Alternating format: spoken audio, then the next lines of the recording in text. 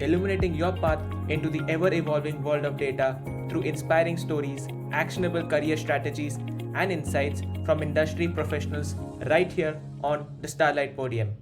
So, you mentioned that you have got some of your opportunities mainly through networking. You even switched within your company because of networking.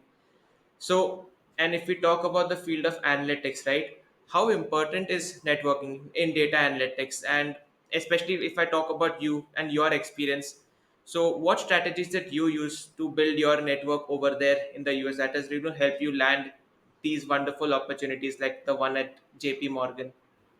Yeah, I mean, it's not just useful in analytics. I think it's useful across industries, like wherever you are, networking helps a lot. Uh, I mainly network through LinkedIn. Uh, like obviously in my program as well, there are a lot of different folks that you can talk to, who those people will know people in the industry, so that also helps. But yeah, I mainly network through LinkedIn. So one group that I tried to message more was my alumni group, because for me at least, like, your experience can be different, because I've talked to people and their experience has been different related to this.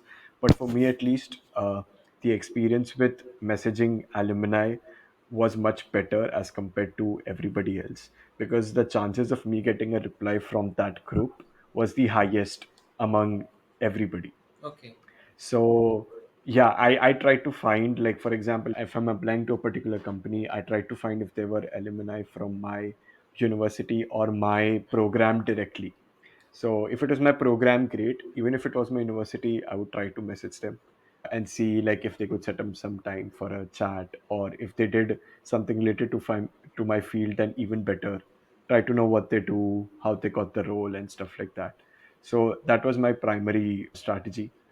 So I would talk to those people and see if there are any openings, or if they could give me a referral for that particular role.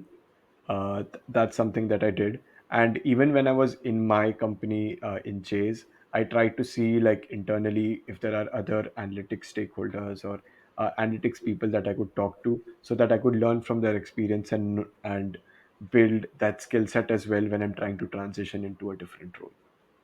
Hmm. I think one thing you mentioned that I would also like to highlight is how you got in touch with individuals within those companies, right? Where you were trying to apply. Let's say you started with wanting to with them to have a chat and then take things forward from there. So I think that is something I recommend a lot to individuals. Like I get a lot of referral requests every day, and most of them the way they look like is like they just give their resume and they're like, can you refer me straight Yeah. away?" Which is something I don't So recommend. But yeah, at least yeah, I from think your end, right? one Can you thing. tell me like what have you felt like? What's the right way of going about these referrals? Because that's I believe that's the most common way people are able to get their roles, right?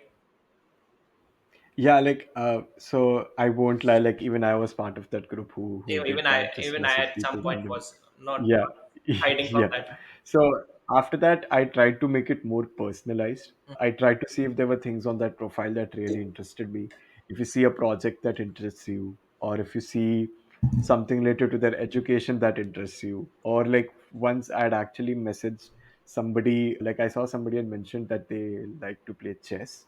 So I noticed that, and I mentioned something related to that. They, although they did not reply, they checked my profile, which means that the message caught their eye.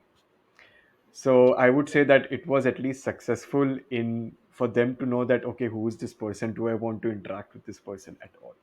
So try to make the message as personalized as possible.